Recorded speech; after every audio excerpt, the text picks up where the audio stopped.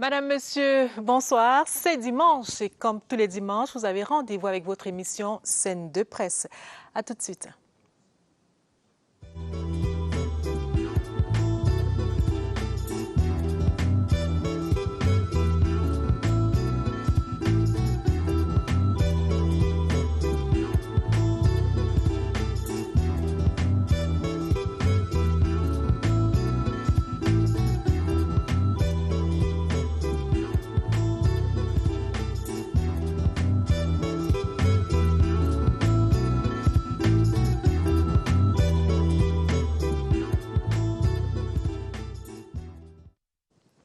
Une fois de plus, bienvenue à cette édition de Scène de presse. Sur le plateau avec moi, le docteur Shalom Tchokfe, secrétaire permanent du programme élargi de vaccination. Bonsoir et bienvenue sur le plateau.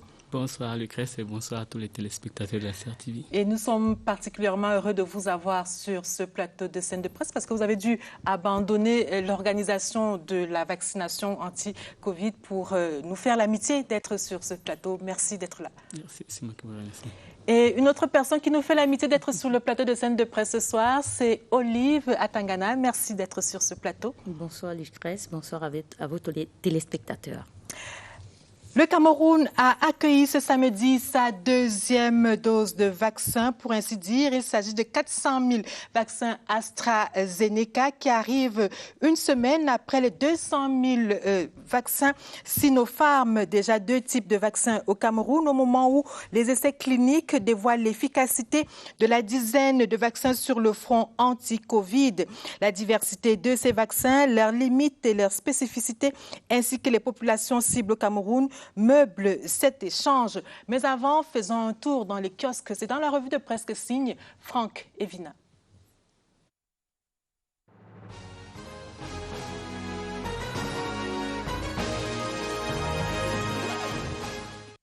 On vaccine déjà.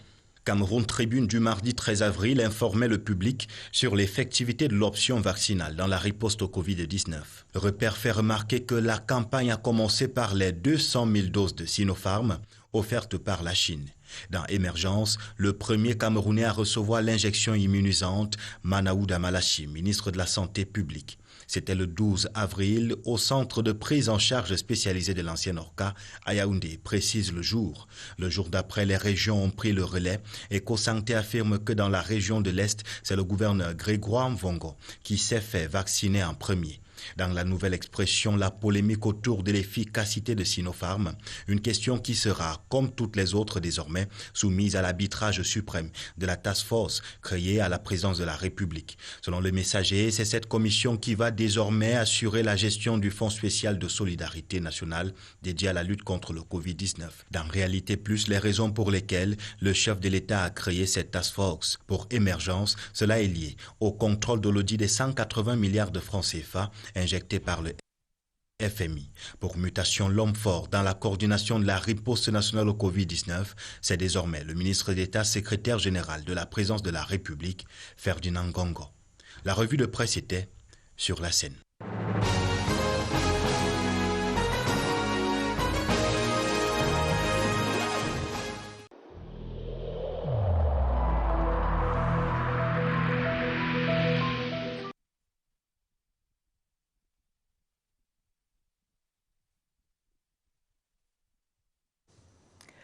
Bienvenue une fois de plus sur le plateau de Scène de presse. Alors, docteur, on le disait à l'entame de cette émission, le Cameroun a reçu samedi 400 000 doses de vaccin AstraZeneca. Une semaine avant, on avait reçu 200 000 doses du vaccin Sinopharm. Et on sait que sur le front du Covid, il y a une dizaine de vaccins qui sont proposés comme arme contre cette maladie. Qu'est-ce qui explique la diversité des choix de vaccins? Oui, il faut dire que dans le choix des vaccins, le Cameroun s'est le gouvernement a adopté 4 vaccins en suivant les orientations du conseil scientifique et du groupe technique consultatif pour la vaccination. Donc, au moment où on faisait le choix des vaccins, ces 2 groupes consultatifs ont examiné les données des essais cliniques pour choisir quel vaccin était plus adapté au Cameroun en tenant en compte sa spécificité en termes d'efficacité, en termes d'innocuité, aussi de la capacité du Cameroun à les conserver. Donc, à l'issue des travaux, 4 vaccins ont donc été adoptés, le vaccin AstraZeneca, le vaccin Johnson & Johnson, le vaccin Sputnik V et le vaccin Sinopharm. Maintenant, qu'est-ce qui explique la diversité? En fait, lorsqu'on est en situation d'urgence où le stock de vaccins dépend de la demande mondiale, avoir plusieurs vaccins adoptés, en fait, nous donne la flexibilité dans le choix et une certaine sécurité dans les approvisionnements. Alors, on parle de diversité de choix au niveau des vaccins, mais on observe quand même que tous les laboratoires ont choisi la même cible, à savoir la protéine Spike. Pourquoi? La protéine Spike a ceci de particulier, au moins pour les 3 vaccins que nous avons adoptés, c'est basé sur la protéine Spike, qui est l'élément antigénique qui peut provoquer la réponse immunitaire, c'est-à-dire la production des cellules et des anticorps pour lutter contre le COVID-19. Donc, c'est l'élément, en tout cas, du virus qui est considéré comme l'antigène qui produit des anticorps, qui est dirigé contre le coronavirus en entier. Olive? Docteur, le Cameroun a fait le choix d'une diversité de vaccins pour riposter contre le coronavirus. Est-ce que le Cameroun a fait le choix des bons vaccins? Oui, ok. Est-ce que le Cameroun a fait le choix? En fait, pour tous les vaccins qui ont déjà traversé l'étape des essais cliniques jusqu'à arriver sur le marché, il n'y a pas vraiment de différence comparative sur le choix. Maintenant, ce qu'il faut mettre, c'est quel est le niveau d'efficacité que vous cherchez et quel est l'objectif programmatique de la vaccination que l'on souhaite avoir. À partir de ces éléments-là, on choisit le meilleur vaccin en mettant en adéquation aussi les caractéristiques du vaccin aux capacités logistiques. Donc, de ce point de vue, même si les vaccins Pfizer et Moderna sont les vaccins les plus efficaces sur le marché, on ne pouvait pas les adopter parce que nous n'avons pas la chaîne de froid. La chaîne de froid, c'est moins 70%. C'est moins 70 degrés. Donc, c'est la chaîne de froid extrême, ça demande beaucoup d'investissement. Et pour l'amener jusqu'à la cible, la dernière cible, pour le principe de l'équité, on ne peut pas se limiter seulement à un groupe de personnes. Pour amener le vaccin jusqu'à la cible la plus éloignée, il faut un investissement conséquent qu'on trouve, dont on n'a pas le temps de réaliser avant le déploiement des vaccins. Donc, à partir de ce moment, les meilleurs vaccins que le Cameroun a trouvés sur le marché ont été adoptés. Docteur, dans la même lignée que Olive, est-ce que c'est seulement la logistique qui a guidé le choix du gouvernement? Est-ce qu'il y a eu une étude préalable, notamment sur les variants qui circulent, sur la capacité de ces vaccins à contrer véritablement le coronavirus? La régie va certainement nous permettre de voir la liste des vaccins qui sont sur le marché. Oui, bon, pour le Cameroun, au moment où on examinait les données, c'était principalement d'abord la logistique. Mais, comme je disais, l'avantage comparatif entre les vaccins à base d'acide nucléique comme Pfizer et Moderna et les autres vaccins qui ont été adoptés n'est pas significatif lorsqu'on regarde notre situation épidémiologique et lorsqu'on considère notre objectif qui est de réduire le nombre de formes graves et le nombre de décès. Donc, le vaccin AstraZeneca, par exemple, dans les essais cliniques qui ont porté sur 23 000 personnes au Brésil, en Afrique du Sud, au Royaume-Uni, on a trouvé que le vaccin pouvait prévenir presque 100% des formes graves et 67% des formes symptomatiques. Donc, si notre objectif est de réduire les formes graves, à partir de ce moment, il n'y a pas d'avantage supplémentaire à choisir le vaccin Pfizer qui est coûteux en termes de coût du vaccin, en termes de sa conservation, que le vaccin AstraZeneca. Sauf que l'Afrique du Sud a refusé le vaccin AstraZeneca. Justement, sauf qu'il y a eu, on présente aujourd'hui les vaccins qui ont été choisis comme les meilleurs, mais sauf que ces vaccins-là ont eu des problèmes en Europe et on a dû prendre, le conseil scientifique a dû donner un autre avis par rapport à tous ces vaccins. Oui, pour le cas spécifique de l'Afrique du Sud, c'est les résultats des essais cliniques dont je parlais tout à l'heure avait montré une efficacité limitée sur les variants sud-africains. Et pour avoir une idée de la circulation des variants, il faut un système de surveillance génomique robuste. Donc, sur les échantillons qui ont été analysés, la proportion des variants sud-africains n'était pas significative au point de ne pas déployer ce vaccin. Maintenant, pour les questions liées aux problèmes de sécurité, il faut dire qu'en ce qui concerne la mise au point des vaccins, quand on arrive au stade des essais cliniques, de phase 3 et qu'on approuve le vaccin, quand on le met sur le marché, il y a un système de pharmacovigilance qui est mis en place pour accompagner son utilisation. Et ce système est mis en place de telle sorte que les effets qui ont été loupés au cours des essais cliniques qui se portent sur des dizaines de milliers de personnes puissent être détectés. Et la détection, par mesure de précaution, plusieurs pays avaient suspendu justement l'utilisation, mais l'examen des données après a permis de reprendre dans la plupart des pays, à l'exception du Danemark, qui a trouvé meilleur vaccin peut-être pour son pays et pour la capacité logistique, pour sa situation épidémiologique à déployer autre que le vaccin AstraZeneca, par exemple. Alors, vous pouvez nous dire ce soir que pour le Cameroun, toutes les réserves émises sur le vaccin AstraZeneca sont levées? Pas seulement pour le Cameroun, comme je disais, c'est la plupart des pays qui ont repris la vaccination avec AstraZeneca, mais en mettant la surveillance, la pharmacovigilance robuste, accompagnant le déploiement. Donc, le Nigeria est le pays qui a vacciné le plus de personnes avec AstraZeneca. Jusqu'à présent, nous n'avons pas encore reçu de notification de ces effets au Nigeria. Alors, docteur, on a quand même vu des complications, notamment des thromboses, des cas de thrombose notifiés en Europe et en Europe notamment. Est-ce qu'au Cameroun, on a mis sur pied, de quel dispositif dispose le Cameroun pour faire face à d'éventuels cas de complications ou bien d'effets indésirables graves, Oui. Je pense qu'il y a une focalisation excessive sur les effets indésirables. En fait, juste pour comprendre, lorsqu'on étudie les effets indésirables, on compare l'incidence de cet effet dans une population de personnes vaccinées avec son incidence dans une population de personnes non vaccinées. Et donc, sur la base de ces données, si on se base seulement sur la statistique, il n'y a pas de différence significative entre la survenue de la thrombose dans la population non vaccinée avec la survenue de thrombose dans la population vaccinée.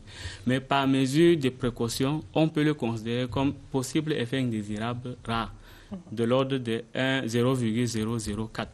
Maintenant, lorsqu'on le considère comme possible effet indésirable rare, le dispositif de pharmacovigilance voudrait que lorsqu'on vaccine une personne, on le surveille de façon régulière pour détecter les premiers signes, pas seulement de ces effets indésirables, étant entendu que certains effets indésirables ne sont pas liés à la vaccination elle-même, mais plutôt soit à l'anxiété ou bien un problème qui est concomitant à la vaccination sur le plan temporel. Mais la question d'Olive, peut-être que nous allons la repréciser, c'est de savoir quel est le dispositif qui a été mis en place au Cameroun pour agir en cas d'effet indésirable. OK.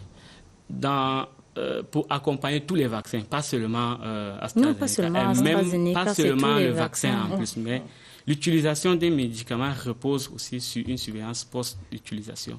La pharmacovigilance, le Cameroun a un système de pharmacovigilance qui justement a utilisé le déploiement de la vaccination contre le Covid pour être renforcé avec des kits de prise en charge des effets indésirables connus et les personnes qui ont été formées spécifiquement pour la surveillance individualisée des cas d'effets indésirables éventuels. Alors, on a parlé de AstraZeneca, taux d'efficacité 67% pour l'efficacité globale sur les formes symptomatiques. Mais sur les formes graves, l'efficacité pour les données des essais cliniques a montré 100% de prévention des cas graves. Alors, docteur, Sinopharm peut-être? Parce que nous savons aussi Sinopharm. Pour Sinopharm, est-ce que les études sont déjà... Les données n'ont pas la même puissance peut-être que le vaccin AstraZeneca, mais l'efficacité a été estimée à 79%. Et la Chine est l'un des pays qui utilise à grande échelle justement, et avec ce recul que nous avons de l'utilisation de ce vaccin et en Chine et dans plus de 30 autres pays, on peut dire, même s'il n'a pas reçu l'approbation d'utilisation à titre de protocole du genre de l'OMS, que ce vaccin est aussi à la fois efficace et sûr.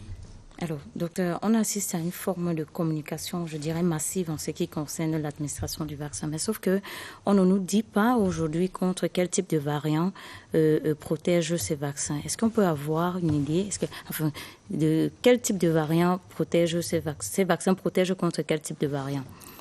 Alors, le vaccin, au départ, lorsqu'on le met au point, n'est pas dirigé vers les variants, mais vers le virus qui est en train de circuler. Mais sauf qu'il y a eu une surveillance. Maintenant, comme je disais tout à l'heure, lorsqu'on le déploie, le système de surveillance génomique, c'est-à-dire qui vous permet de déterminer quelle est la proportion de chaque variant qui est en train de circuler, vous permet de surveiller aussi l'efficacité des vaccins sur les variants qui circulent dans le pays.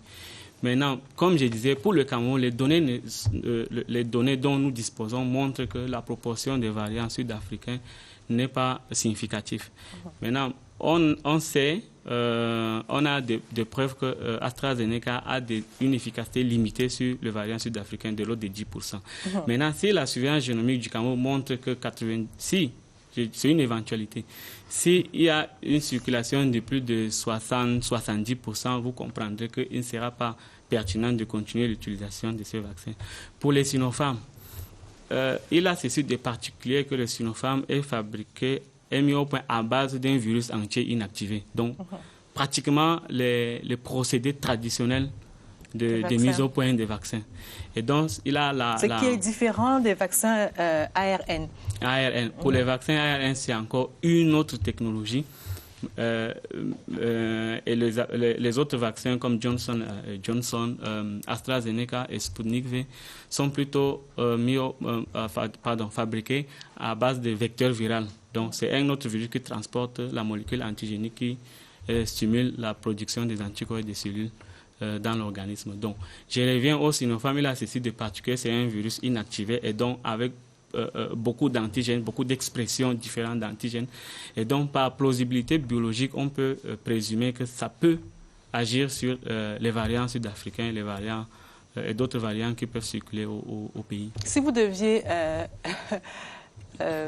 proposer un vaccin aux Camerounais qui vous écoutent ce soir, si vous deviez leur proposer un seul vaccin, sur je vais dire ceux qui sont disponibles, soit les 2 qui sont disponibles au Cameroun, soit sur les 4 qui ont été arrêtés par le gouvernement, sur lequel porteriez-vous votre choix? vous demande votre avis personnel. Mon avis personnel, voilà. Mon avis personnel, c'est qu'il n'y a pas vraiment de préférence à choisir tel ou tel vaccin. Il faut se vacciner le plus vite avec le vaccin le disponible. Donc, moi, quand le vaccin Sinopharm est arrivé, je me suis vacciné. Si c'était AstraZeneca qui venait en premier, et si je suis âgé, je le prenais.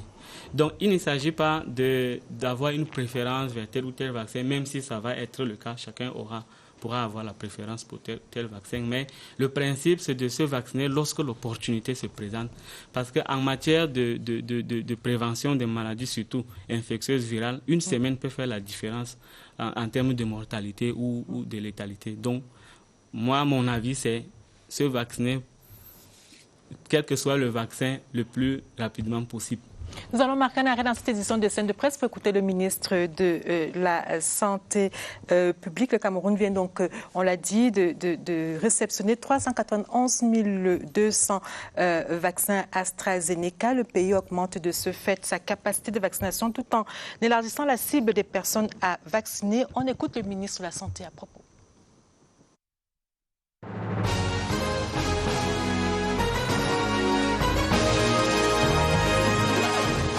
Les très hautes instructions de M. le Président de la République vont dans le sens de disponibiliser les vaccins sur l'ensemble du territoire, de manière à ce que lorsque vous avez un Camerounais qui veut se faire vacciner, qu'il puisse trouver le vaccin assez rapidement. Maintenant, sur les cibles, lorsque les premiers vaccins sont arrivés, nous avons simplement respecté la priorisation qui a été faite par le Conseil scientifique, le NITAC. Donc, commencer par les personnes qui sont les plus exposées à la maladie, donc les personnels de santé. Aujourd'hui, avec ce que nous recevons, on peut desserrer un peu, aller vers les personnes de plus de 50 ans avec comorbidité et puis les personnes vulnérables.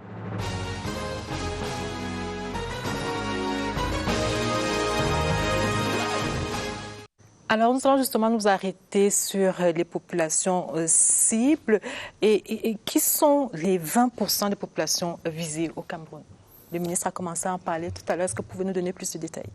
Oui, dans la priorisation, si on est obligé de passer par la priorisation, le contexte mondial est caractérisé par une disponibilité limitée des doses de vaccins pour couvrir tout le monde. Alors, dans la priorisation, les personnes les plus prioritaires, c'est les personnes les plus exposées, comme les personnels de santé, ou les personnes qui sont à risque de faire les formes graves ou les décès. Donc ça, c'est la priorité 1. Les autres priorités, c'est des expositions modérées, soit du fait de l'exercice professionnel comme les enseignants, les personnes vivant en institution, les personnes vivant dans les centres sociaux, les personnes des services de sécurité ou les voyageurs. Donc voilà, il y a toute une liste de populations cibles priorisées suivant les recommandations du Conseil scientifique et du groupe technique consultatif pour la vaccination. Alors, on parle aujourd'hui beaucoup de vaccins, mais on ne sait pas les doses disponibles vont couvrir. Quelle est la proportion de la population que les doses disponibles vont couvrir? Voilà. Sinopharm, nous avons reçu 200 000 doses. Oui. Ça s'administre en 2 doses. Donc, ça peut vacciner un peu moins de 100 000 personnes parce que si on inclut le taux de perte dans les calculs d'utilisation, on va vacciner un peu moins de 100 000 personnes. Pour le vaccin AstraZeneca, c'est 391 200 doses.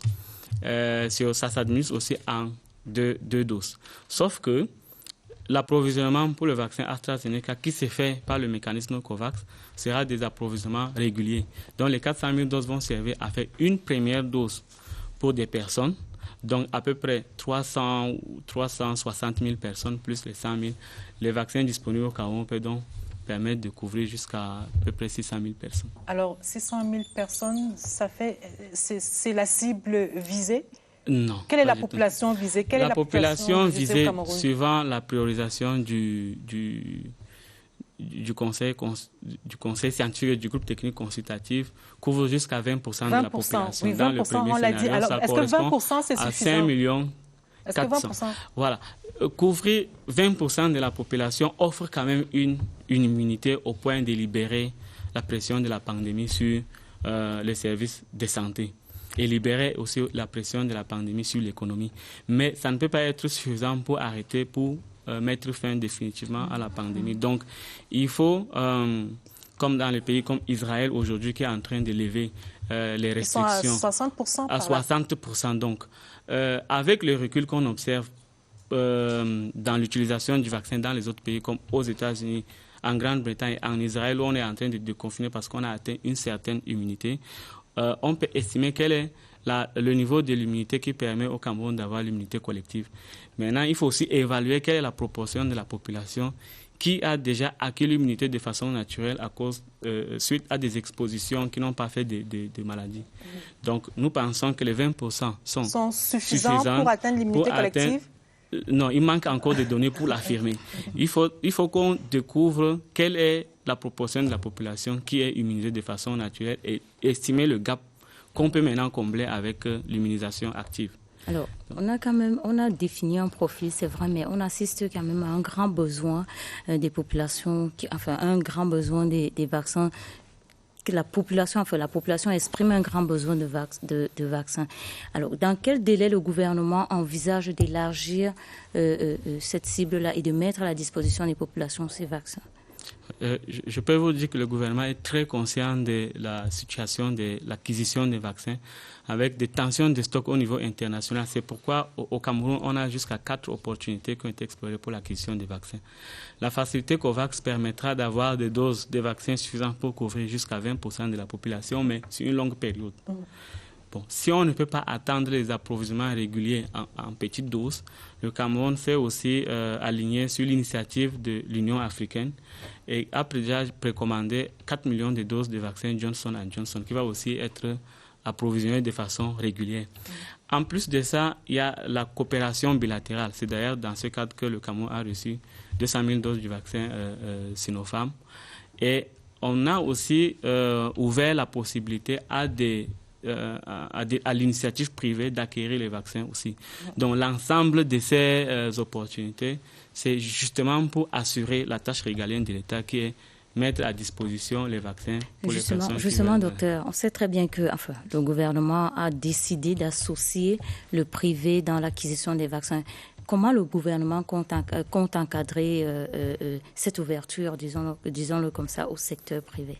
C'est vrai que c'est une ouverture. Est-ce qu'elle est contrôlée, cette ouverture? Bien sûr. Elle est contrôlée depuis... les importations des vaccins sont contrôlées. La libération de l'eau est contrôlée. La dispensation, la conservation, en fait, toute l'assurance qualité pour les vaccins qui sont utilisés par le secteur privé. La plupart, en fait, c'est des entreprises citoyennes qui veulent couvrir entièrement leurs employés sans attendre la priorisation qui peut prendre le temps. Donc, de ce côté, le dispositif de surveillance est exactement le même dispositif pour les médicaments, mais avec un niveau de renforcement puisqu'il s'agit de vaccins. Alors, peut-être je ne me fais pas comprendre, docteur. Quand on dit qu'on va élargir au secteur privé, ça veut dire qu'on va rendre les vaccins payants. Est-ce que le gouvernement s'est assuré que les coûts qui seront pratiqués sur le marché seront à la portée des Camerounais, par exemple? Comment on compte encadrer ces vaccins, ces prix-là? Oui, là, bon... l'encadrement prend tout, du contrôle qualité aussi du contrôle de coût. On ne voudrait pas que ça soit inaccessible. C'est pour ça la principale source d'approvisionnement, vraiment, c'est les approvisionnements effectués par le gouvernement et qui est entièrement supporté par nous-mêmes ou par les facilités à laquelle nous sommes alignés, auxquelles nous sommes alignés. Maintenant, si on assure la disponibilité des vaccins, ça peut aussi contrôler le coût pour le secteur privé. Donc la principale source d'approvisionnement, c'est vraiment l'approvisionnement par le gouvernement. Et le vaccin est gratuit. Non, docteur, s'il vous plaît, si le gouvernement pouvait s'assurer la disponibilité du vaccin pour toute sa population, il n'allait pas ouvrir le secteur, il n'allait pas demander au secteur privé d'acheter des vaccins pour le mettre à la disposition. Ce n'est pas ça. Il s'agit ici de respecter une priorisation qui est aussi respectée dans tous les pays. Et la priorisation voudrait qu'on commence la vaccination par les catégories de personnes les plus à risque. Maintenant, pour une entreprise qui a un souci de couvrir totalement sa population pour un espace de travail protégé, donc on a donné la possibilité à ces entreprises d'acquérir les vaccins pour vacciner toute leur population. Sauf qu'il ne s'agit pas de ça, docteur. Il ne s'agit, ce n'est pas de ça dont... Non, il ne s'agit pas de ça. Si. Il ne s'agit pas de ça. Moi, j'ai discuté, docteur. S'il s'agit de... Non, peut-être vous parlez de la démarche de l'ordre des pharmaciens. Non. La question... Non. La question pour celui-là, je sais où vous voulez en venir. La question pour les personnes qui ont l'autorisation d'importer les vaccins, et c'est vraiment très contrôlé et c'est rigoureux. Pour les personnes qui acquièrent les vaccins, si j'ai besoin du vaccin aujourd'hui et qu'à l'instant T, je ne suis pas priorisé, je ne suis pas prioritaire et que j'ai besoin du vaccin, c'est mon droit de les acquérir. À partir de ce moment-là, s'il y a une possibilité que je l'achète, je vais l'acheter. Qu'est-ce qui est fait pour que je puisse l'acheter sans, dans les normes déjà, que ce vaccin soit un vaccin de qualité, mais également qu'il soit à ma portée en termes de coût? D'abord, on ne peut acheter que les vaccins qui ont été adoptés par le Conseil scientifique et le groupe technique consultatif. Donc, les 4 vaccins, il n'y aura pas d'autres types de vaccins qui peuvent être acquis. Donc, on connaît déjà ça. C'est parce qu'on a déjà étudié, examiner toutes les données en ce qui concerne ces vaccins. Donc, maintenant, avant chaque importation, il y a une dérogation spéciale qu'on accorde à l'entreprise pour l'importation. À l'importation, il y a une commission qui s'est réunie pour libérer les lots. Libérer le lot voudrait... En fait, le numéro de lot d'un vaccin, c'est comme son identité dans le système mondial. Donc, on peut retracer jusqu'à l'usine qui a fabriqué le vaccin. Et donc, on peut authentifier, on peut certifier sa provenance. Donc, lorsqu'on libère les lots, c'est déjà dans le système. Maintenant, une fois que le lot est déjà libéré, il y a un système de monitoring des personnes qui sont vaccinées. Et à partir de là, à partir de la vaccination, c'est la surveillance de la pharmacovigilance aussi. Donc, voilà le dispositif. Alors, docteur, je voudrais repréciser. Il ne s'agit pas d'une initiative de l'ordre des pharmaciens. C'est 2 présidents des ordres professionnels qui ont été reçus par le Premier ministre. Alors, il a été demandé, le gouvernement a mis sur la table la possibilité d'élargir l'acquisition des vaccins par les privés. Je reprécise ma question. Ces vaccins seront payants. Comment le gouvernement s'entoure de ce que... quelles sont les dispositions prises par le gouvernement pour s'assurer de ce que la population, ceux qui voudront acquérir ces vaccins pourront l'avoir à des prix accessibles, voilà, disons-le comme ça. Oui, comme je le disais, ce n'est pas seulement le contrôle de la qualité, mais aussi la surveillance du coût. Donc, le coût sur le marché pour ce qui concerne les vaccins est transparent, c'est connu, même le coût d'acquisition. Et justement, dans la libération de l'eau, un des éléments qu'on examine, c'est la facture pro forma, c'est-à-dire qui montre le coût à la fois des vaccins et le coût de la logistique pour le transport international et la conservation. Sur cette base-là, on peut dire à quel coût un vaccin... Docteur, faisons simple. Voilà. Faisons simple. Dites-nous, on a moins de 50 ans, on a, je ne sais pas moi, 45 ans, on n'a pas de comorbidité, on n'est pas parmi les prioritaires. On veut acheter un vaccin. Combien doit-on prévoir? Bon, là, ça va dépendre du coût du vaccin. Je peux pas, je n'interviens pas vraiment dans le coût des vaccins. Ce n'est pas. Vous avez dit que c'est encadré. Ce n'est pas ma compétence. Vous avez dit que c'est encadré. Je sais que c'est encadré, mais ce n'est pas ma compétence d'estimer le coût des vaccins. On a déjà beaucoup à faire, à mettre les vaccins. Vous n'en parlez pas. Vous n'en parlez pas. Je vois que visiblement la question embarrasse le Non, docteur. ça m'embarrasse pas parce que. Vraiment, pour un programme de vaccination, travailler sur le coût des vaccins, on n'est pas habitué parce que tous les vaccins qui sont dans les programmes sont entièrement achetés et mis à la disposition de la plus grande masse. Et c'est sur ça que nous nous concentrons. Nous n'allons pas encore... Oui, mais sauf qu'à côté, il y a des vaccins seront payants à côté. Bien sûr, mais pour nous, si nous assurons complètement les besoins, la proportion des vaccins qui sera payant sera de l'ordre de moins d'1%. Si nous mettons si nous sommes concentrés sur l'approvisionnement des vaccins que sur mais ce n'est pas garanti, ce n'est pas garanti, docteur. Alors, ça c'est garanti parce que si vous voyez le volume des vaccins qui sont déjà dans le processus d'acquisition, on est certain que la proportion des vaccins payants sera voilà. On va juste marquer un autre arrêt dans cette édition de Scène de presse. Il y a la vaccination, c'est vrai, mais il y a surtout le respect des gestes barrières. Comment est-ce que cela se passe dans les grandes villes? Est-ce que les gestes barrières sont vraiment respectés? La question, nous la posons à Laetitia Onana. C'est en zooming dans cette édition de Scène de presse.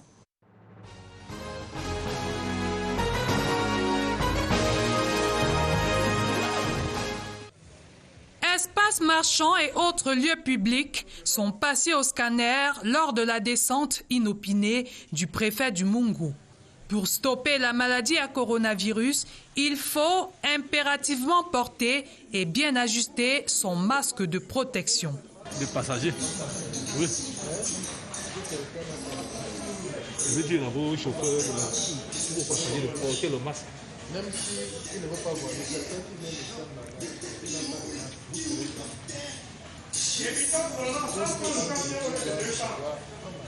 L'injonction du préfet est assortie de sanctions applicables dans les prochains jours. Si moi je viens là, je ne vois pas le masque, je vais vous faire.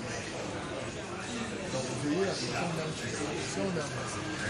Il y a quelques semaines, le gouverneur de la région de l'Adamawa promettait lui également d'un temps ferme des sanctions aux transporteurs. Nous n'allons pas tolérer que les mototaximans soient à 5-6 sur une moto. Nous allons vulgariser les sanctions et les appliquer sans peur, sans rancune et sans faiblesse. À bon entendeur, respectons scrupuleusement les gestes anti-Covid-19.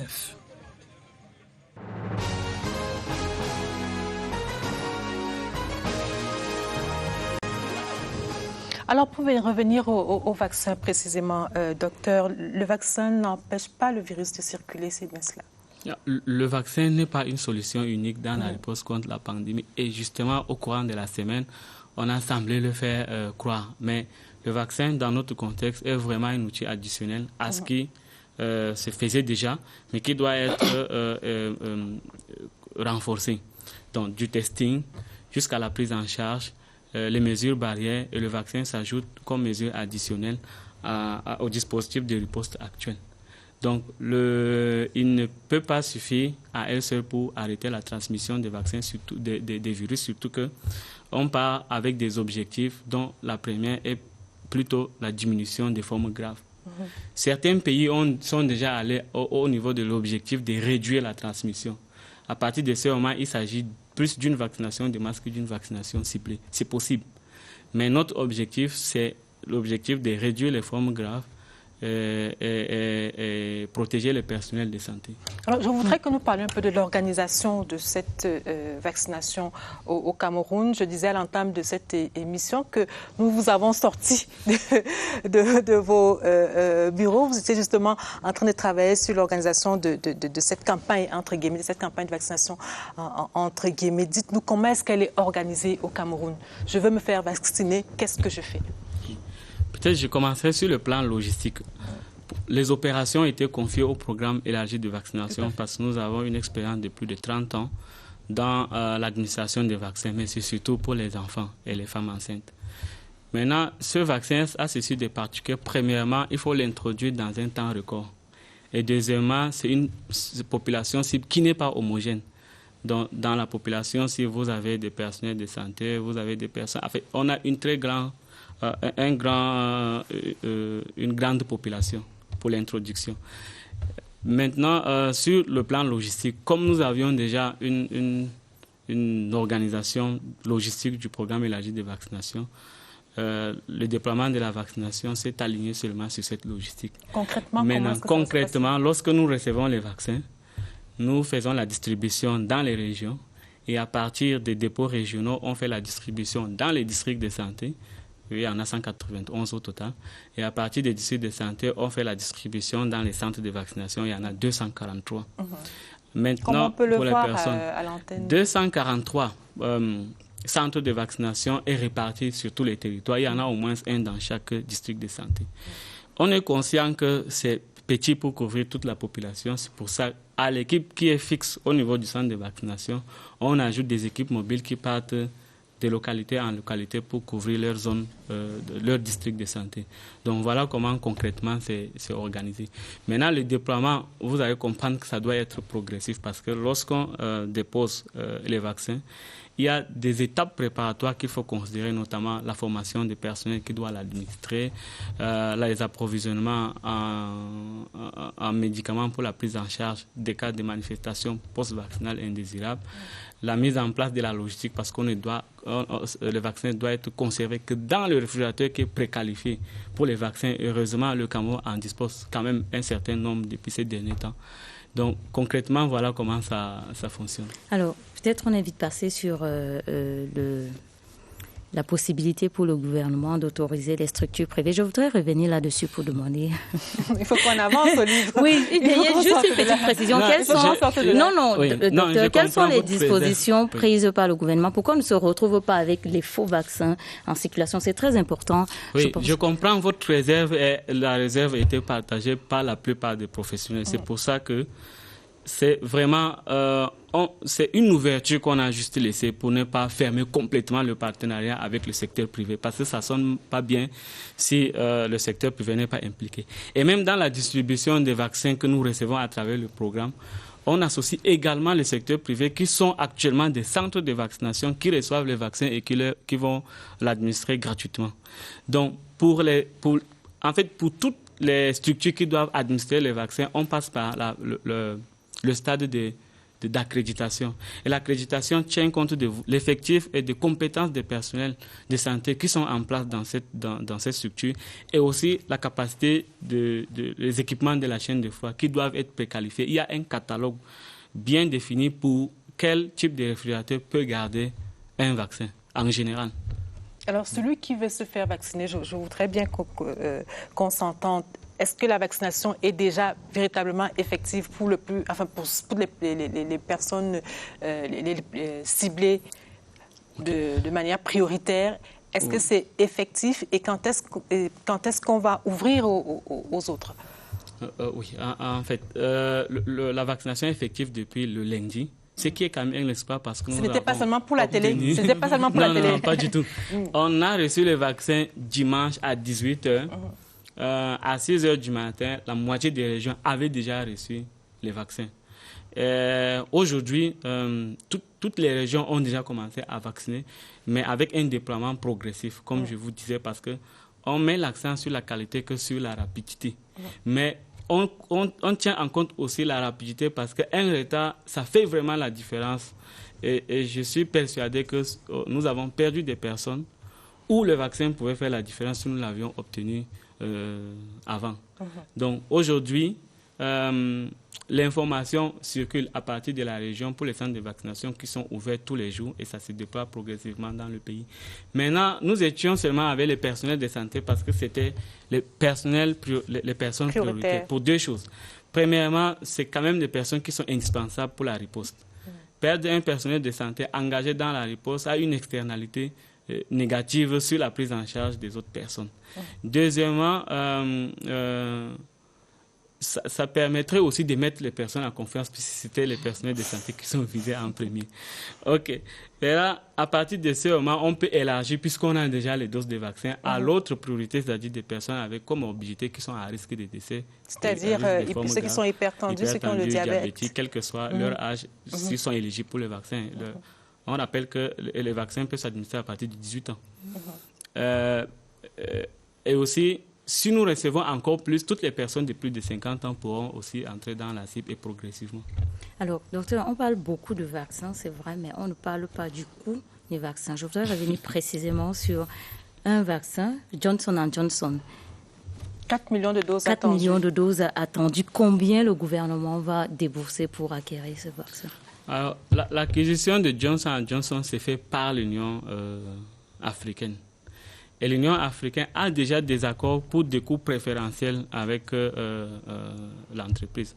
En fait, le Cameroun l'acquiert à $10 la dose. Et c'est une seule dose. Ça a l'avantage d'être administré en une seule dose. Il n'y a pas la deuxième dose. Comparé aux autres vaccins, sincèrement, c'est vraiment le coût de la production. Le vaccin contre l'hépatite B qui se donne en 3 doses, c'est 7 000 francs chaque dose. Donc, cette dose n'atteint même pas le coût pour le vaccin contre l'hépatite B. C'est vraiment le coût négocié. Maintenant, si c'est en dehors de l'Union africaine, le coût va être forcément différent. Alors, vous avez parlé justement des doses là. Vous avez dit Johnson & Johnson, c'est une dose. Une seule dose. AstraZeneca, c'est 2 doses. Sinopharm, c'est 2 doses également. Alors, quel est le délai entre les 2 doses? Vous avez reçu votre première dose la semaine dernière, la semaine qui vient de s'achever. La prochaine dose, c'est quand? C'est exactement dans 2 semaines maintenant, parce qu'il y a 21 jours entre les 2 doses de Sinopharm.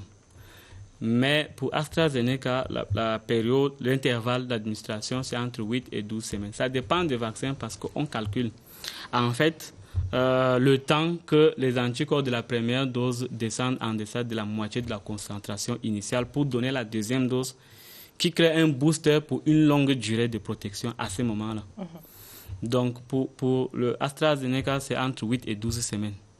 Et pour Sputnik V, c'est aussi 3 semaines, 21 jours. Mais Sinopharm, c'est 21 jours. En dehors de Johnson & Johnson, tous les autres vaccins se donnent en 2 doses. Oui, et comment est-ce que ça va se passer concrètement lorsque vous avez reçu votre première dose? Vous pouvez vous présenter 2 semaines après pour ce qui est, par exemple, de Sinopharm. Vous pouvez vous présenter 2 semaines après et recevoir votre deuxième dose sans autre forme de procès? Exactement. En fait, lorsque nous distribuons les vaccins, si c'est un vaccin en 2 doses, on retient la moitié des doses au dépôt régional. Et on attend les 21 jours pour distribuer encore au district pour sécuriser les doses. Olive? Oui, je voudrais revenir sur Johnson & Johnson. Quand on sait qu'aux États-Unis, par exemple, le laboratoire en question n'arrive pas à tenir les délais de livraison, au Cameroun, qu'est-ce qui nous garantit que les nôtres seront respectés?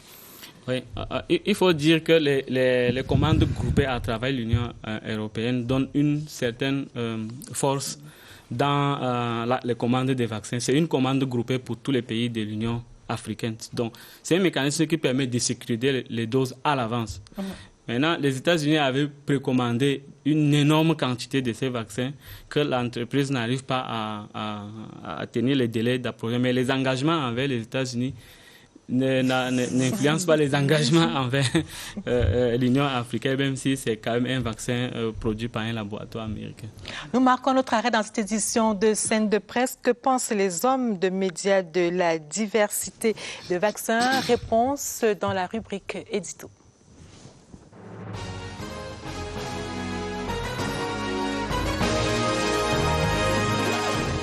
La vaccination peut apporter une solution par rapport à une maladie ou à une épidémie ou même à une pandémie. Le réflexe premier d'un État qui a le souci d'arrêter la mort et de sauver, de préserver le maximum de citoyens de la mort qui arrive et qui frappe véritablement à travers le Covid-19, c'est effectivement de trouver des solutions. Et le vaccin est l'une des solutions. La rapidité avec laquelle les laboratoires scientifiques se sont précipités à proposer une variété de vaccins. Cette rapidité-là, c'est-à-dire par rapport à la pandémie qui s'est déclenchée, le temps où les laboratoires se sont mis à élaborer des vaccins, ça surprend. Les scientifiques qui sont mieux outillés doivent nous aider à comprendre véritablement l'importance de ces vaccins que le Cameroun a décidé d'acquérir. Le combat en ce moment se joue à ce niveau, c'est-à-dire au niveau des vaccins qui doivent être imposés aux populations. Le comité scientifique dont parle très souvent le ministre de la Santé, que ce comité scientifique se réunisse, qu'il vienne dans une conférence de presse expliquer aux Camerounais d'abord le contenu de cette affaire, quels sont les éléments qui entrent dans la composition de ce vaccin, comment ces éléments agissent dans le corps et contre le virus à l'intérieur de l'organisme. Et maintenant, lorsqu'on a reçu cette vaccination, à quoi est-ce qu'on est en droit de s'attendre? Le promesse des idées qui se profilent autour de ce vaccin le rend difficilement acceptable. Et je comprends bien un certain nombre d'Africains qui sont résistants. Ça a toujours été une solution, malgré les effets secondaires ou les effets, j'ai envie de dire, indésirables qui interviennent souvent pendant ou après la vaccination. Mais sauf qu'aujourd'hui, on a une pléiade de vaccins. Il faut que les scientifiques nous aident à comprendre quel est le bon vaccin. En ce moment, ça ressemble simplement à une mode à laquelle notre pays a voulu s'arrimer, simplement pour ne pas paraître comme un paria sous le ciel international. Même au milieu du personnel soignant, il y a des réticences vis-à-vis de ces vaccins-là. Cela signifie qu'il faut un complément d'information qui, au minimum, pourrait rassurer les uns les autres. Les Africains devraient d'abord voir les conséquences de ces vaccins, qu'ils soient inoculés aux Occidentaux et qu'on voit la précipitation avec laquelle on est en train d'imposer des vaccins aux gens. Et non seulement on impose, ça devient maintenant une rivalité idéologique et commerciale.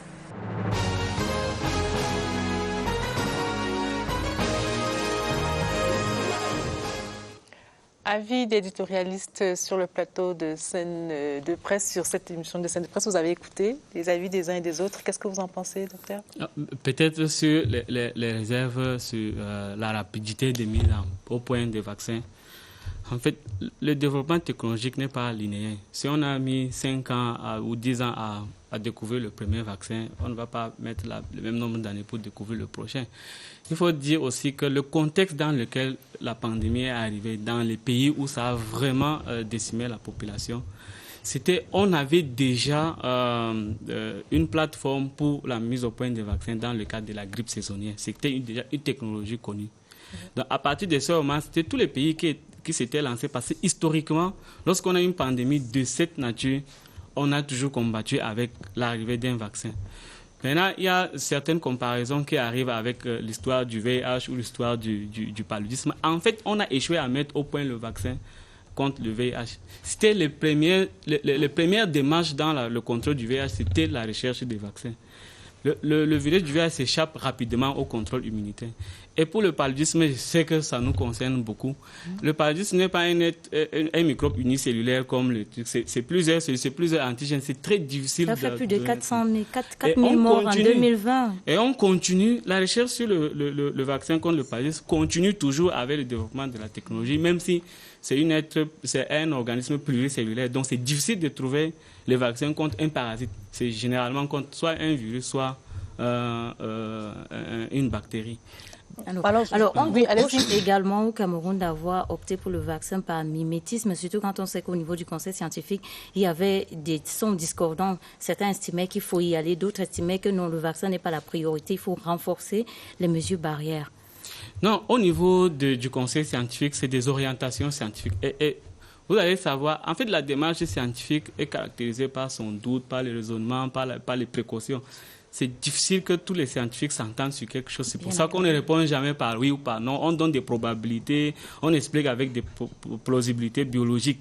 Maintenant, c'est également pour ça que c'est un conseil scientifique et non un comité. Maintenant, parce il faut là pour vous donner des avis. Des conseils, des orientations. Ça veut dire que le Cameroun n'a pas opté pour le vaccin par mimétisme? Non, pas du tout. Et maintenant, il faut associer à ça la vision politique. La vision politique, oui, c'est la tâche régalienne d'un État de mettre à disposition toutes les solutions possibles à sa population.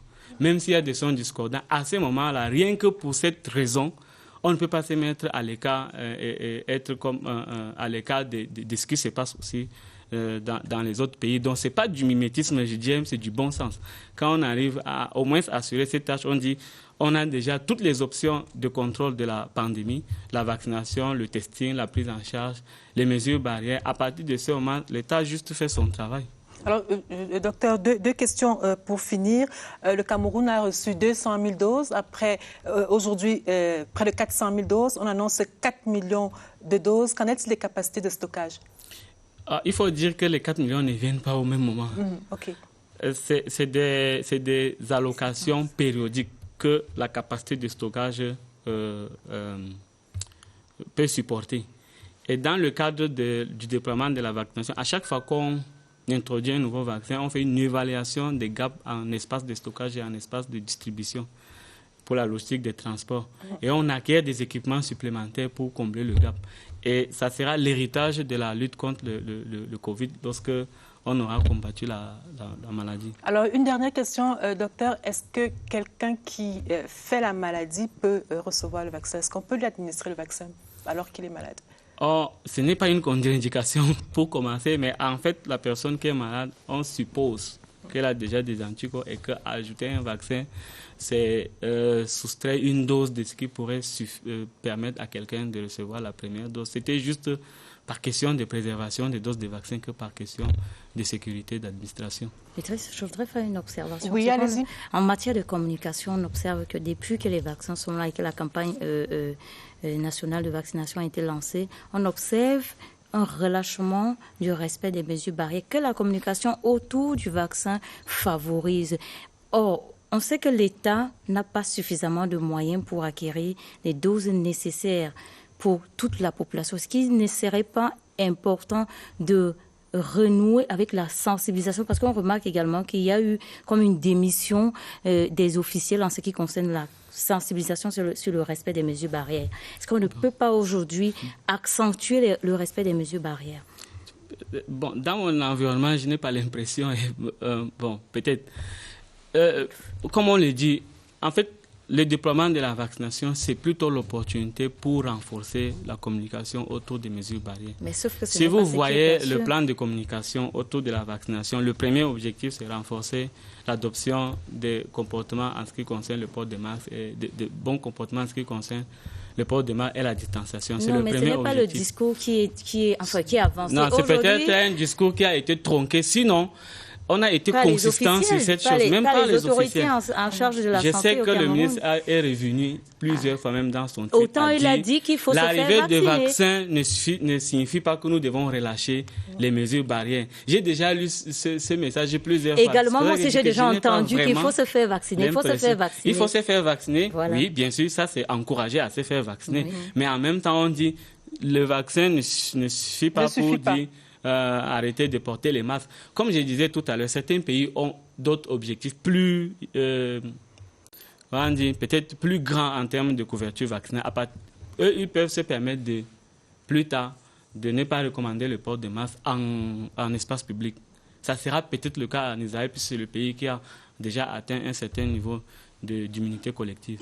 On se vaccine, mais on continue de respecter les gestes barrières. C'est bien noté. Un dernier arrêt dans cette édition de Scène de presse pour retrouver Daniel Menanga pour les unes du lundi. Bonsoir Daniel. Bonsoir Lucrèce, à vos invités et aux téléspectateurs.